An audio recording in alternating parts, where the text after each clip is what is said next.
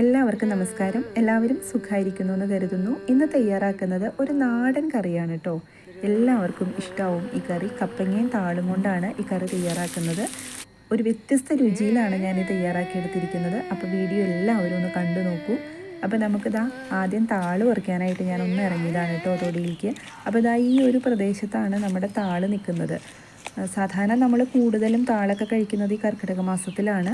പക്ഷേ കർക്കിടക മാസത്തിൽ തന്നെ കഴിക്കണം എന്നില്ല കേട്ടോ. എപ്പോൾ വേണമെങ്കിലും നമുക്ക് ഈ താളൊക്കെ കഴിക്കാം. പ്രത്യേകിച്ച് ഇപ്പോൾ ഈ മണ്ഡലകാലം തുടങ്ങിയതിന് ശേഷം അവിയലും സാമ്പാറും ഒക്കെ എന്നും നമുക്ക് വെക്കാൻ പറ്റില്ലല്ലോ. വ്യത്യസ്തമായ രീതിയിലുള്ള കറികളൊക്കെ നമുക്ക് തയ്യാറാക്കാം. അപ്പോൾ നമ്മുടെ പറമ്പിൽ ഇതുപോലുള്ള സാധനങ്ങളൊക്കെ ഉണ്ടെങ്കിൽ അതൊക്കെ വച്ചിട്ട് നമുക്ക് നല്ല നല്ല കറികൾ തയ്യാറാക്കി കഴിക്കാം. അപ്പോൾ ഇതുപോലെ തയ്യാറാക്കാത്തവർ എന്തായാലും ഈ കറി ഒന്ന് വെച്ച് നോക്കൂ. എല്ലാവർക്കും നല്ല ഇഷ്ടമാവും. അപ്പോൾ ഇതാ താള് ഞാൻ പറിച്ചെടുത്തു. പിന്നെ ഇതാ കപ്പങ്ങയാണ് കേട്ടോ. കപ്പങ്ങ മരം പോയേക്കുന്ന റോക്കറ്റ് പോണ പോലെ അങ്ങ് പോയേക്കാണ്. അത്ര ഹൈറ്റിലാണ് പോയേക്കണത്. പിന്നെ ഞാൻ വളരെ കഷ്ടപ്പെട്ടു കേട്ടോ. 2 കോലൊക്കെ എടുത്തിട്ട് വച്ച് കിട്ടിയിട്ടൊക്കെയാണ് അത് പറിച്ചെടുത്തത്. അല്ലാതെ നമുക്ക് കുലുക്കി കഴിഞ്ഞ് കഴിഞ്ഞാൽ ഞാൻ ഒരുപാട് നോക്കിയിട്ടും അതിൻ്റെ മുകളിൽ നിന്നൊന്നും വീഴുന്നില്ല. ഇതാണ് കപ്പങ്ങയുടെ ഒരു പ്രശ്നം കേട്ടോ. ഒത്തിരി ഹൈറ്റിലങ്ങ് പോയിട്ടുണ്ടാവും. ഒരുപാട് നമുക്ക് കിട്ടാതെയും പോവാറുണ്ട്. അപ്പോൾ എന്തായാലും എനിക്ക് കിട്ടി. ഞാൻ താളും കപ്പങ്ങയും എന്താ പറിച്ചിട്ട് എടുത്തു വെച്ചിട്ടുണ്ട്. ഇനി നമുക്കിതാ ഈ കപ്പങ്ങയുടെ തൊണ്ടയ്ക്ക് ഒന്ന് കളഞ്ഞെടുക്കണം. ഈ മണ്ഡലകാലം തുടങ്ങിക്കഴിഞ്ഞ് കഴിഞ്ഞാൽ ഇപ്പോൾ നമ്മൾ 41 ദിവസത്തെ വ്രതം തുടങ്ങി. എല്ലാ ദിവസവും പച്ചക്കറി തന്നെയാണല്ലോ അപ്പോൾ കഴിക്കുന്നത്. അപ്പോൾ എന്നും നമ്മൾ ഒരേ രീതിയിലുള്ള കറികൾ ഉണ്ടാക്കുമ്പോൾ തന്നെ നമുക്കൊരു മടുപ്പ് വരും. എനിക്കിഷ്ടം ഇതുപോലത്തെ നാടൻ കറികളാണ്. ഓരോരുത്തർക്കും ഓരോ ഇഷ്ടമായിരിക്കും അല്ലേ. ചിലർക്ക് നോൺ വെജ് ആയിരിക്കും ഏറ്റവും താല്പര്യം. പിന്നെ ചിലവർക്ക് നാടൻ കറികളോട് അത്ര താല്പര്യം ഉണ്ടാവില്ല. എനിക്ക് ഏറ്റവും ഇഷ്ടം ഇതുപോലെ കപ്പങ്ങ താള് അങ്ങനത്തെ കറികളൊക്കെ കഴിക്കാനായിട്ട്. എന്നും കഴിക്കുമ്പോൾ നമുക്കൊരു മടുപ്പ് വരും. എന്നാലും കൂടുതലും നമുക്ക് ഇതിൻ്റെ ഒരു ടേസ്റ്റ് എനിക്ക് ഭയങ്കര ഇഷ്ടമാണ്. നമ്മളെന്നും തയ്യാറാക്കുന്ന പോലെയല്ല കേട്ടോ. വ്യത്യസ്തമായ രീതിയിൽ നമ്മൾ തയ്യാറാക്കി കഴിക്കണം. അപ്പോഴാണ് നമുക്കതിനോട് വീണ്ടും കഴിക്കാനൊരു ആഗ്രഹമൊക്കെ തോന്നുള്ളൂ. അപ്പോൾ അതാ കപ്പങ്ങയുടെ തൊണ്ടൊക്കെ ഞാൻ കളഞ്ഞെടുത്തിട്ടുണ്ട്. ഇതിപ്പോൾ ഞാൻ മുഴുവൻ എടുക്കുന്നില്ല, പകുതി എടുക്കുന്നുള്ളൂ. പകുതി ഞാൻ മാറ്റി വെച്ചിട്ടുണ്ട് കേട്ടോ. തോരനോ അങ്ങനെ എന്തെങ്കിലും ഉണ്ടാക്കി കഴിക്കാമല്ലോ. വളരെ കഷ്ടപ്പെട്ടാണത് പറിച്ചെടുത്തത്. അതുകൊണ്ട് ഞാൻ കളയില്ല, എടുത്ത് ഫ്രിഡ്ജിൽ സൂക്ഷിച്ച് വയ്ക്കുന്നുണ്ട്.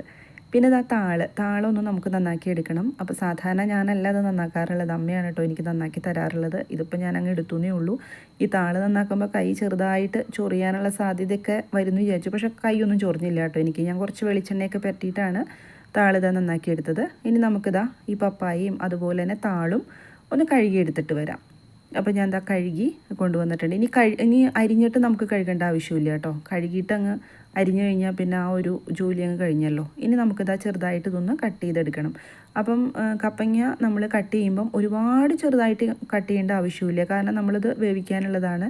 അതുപോലെ തന്നെ താളും ഒത്തിരി ചെറുതാക്കേണ്ട ആവശ്യമൊന്നുമില്ല കേട്ടോ. താള് പിന്നെ ഒന്ന് തിളച്ച് കഴിഞ്ഞാൽ അപ്പം തന്നെ വെന്ത് കിട്ടുന്ന ഒന്നാണ്.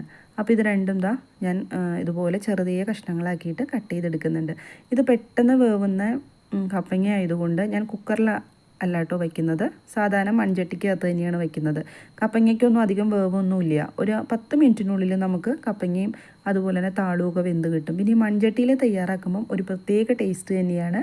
കുക്കറിൽ തയ്യാറാക്കുന്നതിനേക്കാളും നല്ല ടേസ്റ്റ് ആയിരിക്കും. അപ്പോൾ ഞാൻ എല്ലാം ഇതുപോലെ ചെറിയ കഷ്ണങ്ങളാക്കിയിട്ട് അരിഞ്ഞെടുത്തിട്ടുണ്ട്. ഇനി നമ്മൾക്കിതാ ഇത് ഒരു മൺചട്ടിക്കകത്തേക്ക് മാറ്റാം.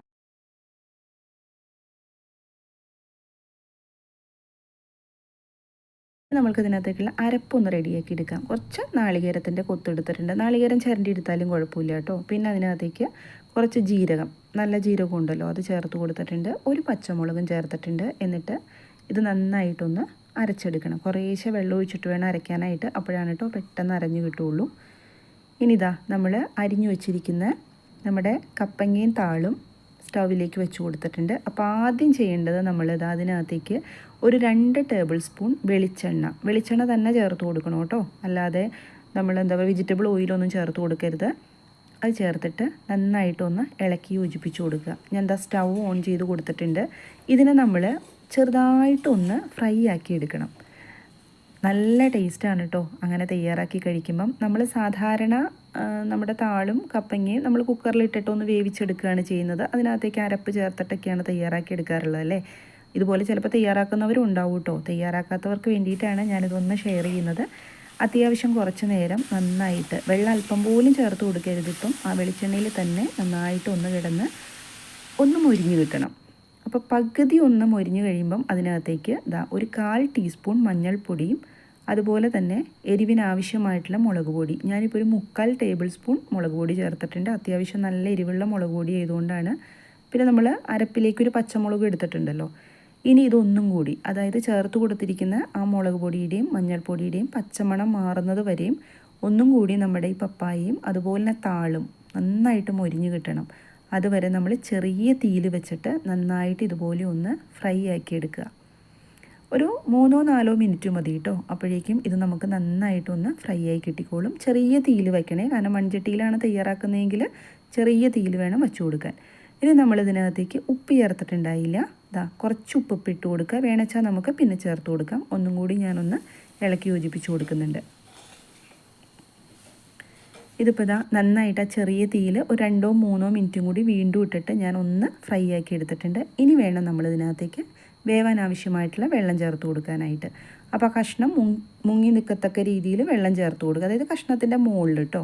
അപ്പോൾ ഞാനൊരു 1/2 കപ്പിലും കുറച്ചും കൂടെ കൂടുതൽ വെള്ളം ചേർത്ത് കൊടുത്തിട്ടുണ്ട്. അപ്പോൾ നിങ്ങൾ കഷ്ണം എത്രയാണ് എടുക്കുക വെച്ചാലോ അതനുസരിച്ച് വെള്ളം ചേർത്ത് കൊടുത്തോളൂ.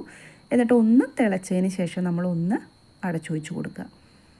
അപ്പോൾ ഒരു 4-5 മിനിറ്റ് കഴിഞ്ഞപ്പം ഞാനിതൊന്ന് തുറന്ന് നോക്കിയായിരുന്നു. എന്നിട്ട് വെന്തിട്ടുണ്ടായിരുന്നില്ല കേട്ടോ. അപ്പോൾ വെള്ളം ഒന്നും കൂടി വറ്റി വന്നിട്ടുണ്ട്. നന്നായിട്ട് ഒന്ന് ഇളക്കി യോജിപ്പിച്ച് ഞാൻ കൊടുത്തിട്ടുണ്ടായിരുന്നു. അപ്പോൾ കപ്പങ്ങയൊന്നും ശരിക്കും ഞാനൊന്ന് ഉടച്ചു നോക്കിയപ്പോൾ അത്ര വെന്തിട്ടില്ല. ഒന്നും കൂടി ഒന്ന് അടച്ചു വെച്ച് കൊടുത്തിട്ടുണ്ട്. ഒരു 2-3 മിനിറ്റ് കഴിഞ്ഞപ്പോഴേക്കും പെട്ടെന്ന് വെന്ത് കിട്ടി കപ്പങ്ങ. അപ്പോൾ ഇപ്പോൾ കറക്റ്റ് വേവായിട്ടുണ്ട്. നന്നായിട്ട് തിളച്ചിട്ട് ഇത്രയും വെള്ളത്തിലായിരിക്കണം നിൽക്കേണ്ടത്. ഇനിയും നമുക്ക് അരപ്പൊക്കെ ചേർക്കാനുള്ളതാണ്. ഇനി ചേർത്ത് കൊടുക്കേണ്ടത് പുളിയാണ്. ഇപ്പം ഞാൻ എടുത്തിരിക്കുന്നത് വാളംപുളിയാണ്. ഒരു നെല്ലിക്ക വലിപ്പത്തിൽ വാളംപുളി എടുത്തിട്ട് അത് പിഴിഞ്ഞ് അതിൻ്റെ വെള്ളം ചേർത്ത് കൊടുത്തിട്ടുണ്ട്. ഇനി വാളംപുളിയുടെ ടേസ്റ്റ് നിങ്ങൾക്ക് ഇഷ്ടമില്ല വെച്ചാൽ തക്കാളി ചേർത്ത് കൊടുത്തോളൂ. പുളി ചേർക്കാതിരിക്കരുത് കേട്ടോ. തക്കാളി അല്ലെങ്കിൽ വാളംപുളി എന്തായാലും ചേർത്ത് കൊടുക്കുക. അതിനുശേഷം ഒന്നും കൂടി ഒന്ന് അടച്ചു വെച്ച് കൊടുക്കുക. ഒന്ന് തിളയ്ക്കണമല്ലോ. നമ്മൾ ചേർത്ത് കൊടുത്ത വാളംപുളി നമ്മുടെ ഈ കഷ്ണത്തിലേക്ക് ഒന്ന് ഇറങ്ങി കിട്ടാൻ വേണ്ടിയിട്ട് കുറച്ച് നേരം ഒന്ന് തിളപ്പിച്ചെടുക്കുക. ഒരു 2 മിനിറ്റ് മതി കേട്ടോ. ഇപ്പോൾ തുറന്ന് നോക്കിയപ്പം ആ പുളിയൊക്കെ നന്നായിട്ട് അതിനകത്തേക്ക് പിടിച്ച് നന്നായിട്ടൊന്ന് യോജിച്ച് വന്നിട്ടുണ്ട്. ഈ സമയത്ത് നമ്മളതിനകത്തേക്ക് അരച്ചു വെച്ചിരിക്കുന്ന അരപ്പ് ചേർത്ത് കൊടുക്കുക. ഒരു തവി ഉപയോഗിച്ചിട്ട് ഇതുപോലെ ഒന്ന് ഇളക്കി കൊടുക്കുക. ഇനിയിപ്പം നമ്മൾ ചേർത്ത് കൊടുത്ത ആ ഒരു അരപ്പിൻ്റെ ഒരു പച്ചമണമൊക്കെ മാറണം. നന്നായിട്ടൊന്ന് തിളപ്പിച്ചെടുക്കുകയും വേണം. അപ്പോൾ ഇതുപോലെ ഒന്ന് യോജിപ്പിച്ച് കൊടുത്തിട്ട് ഇനി ഒന്ന് അടച്ചു വെച്ചിട്ട് ഒരു 4 മിനിറ്റ് അത്രയും ഒന്ന് നന്നായിട്ട് തിളപ്പിച്ചെടുക്കണം. അപ്പോഴാണ് കേട്ടോ നമ്മുടെ കറിക്ക് നല്ല ടേസ്റ്റ് കിട്ടുള്ളൂ. അപ്പോൾ ഞാൻ ഉപ്പ് നോക്കിയപ്പം കുറച്ച് ഉപ്പ് കുറവ് പോലെ തോന്നി. ഞാൻ കുറച്ചും കൂടി ഉപ്പിട്ട് കൊടുത്തിട്ടുണ്ട്. ഉപ്പിട്ടിട്ട് ഒന്ന് ഇളക്കിയിട്ട് വീണ്ടും ഒന്നും കൂടി ഒന്ന് അടച്ചു വെച്ച് കൊടുക്കുക. ഇനി ഒരുപാട് സമയമൊന്നും ആവശ്യമില്ല കേട്ടോ.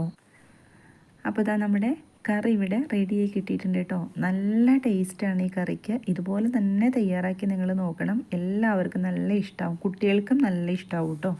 ഇനി ഇതിനകത്തേക്ക് ഒന്ന് വറുത്തിടണം. അപ്പോൾ കുറച്ച് വെളിച്ചെണ്ണ ഒഴിച്ചിട്ട് കടുകും വറ്റൽമുളകും അതുപോലെ കറിവേപ്പിലയും 4-5 ചെറിയുള്ളി ചെറുതായിട്ട് ഒന്ന് അരിഞ്ഞെടുക്കുക. അതും കൂട്ടിയിട്ട് വേണം കേട്ടോ നമ്മളിത് വറുത്തിടാനായിട്ട്. ഒന്നും കൂടെ ടേസ്റ്റ് കൂടും. അപ്പോൾ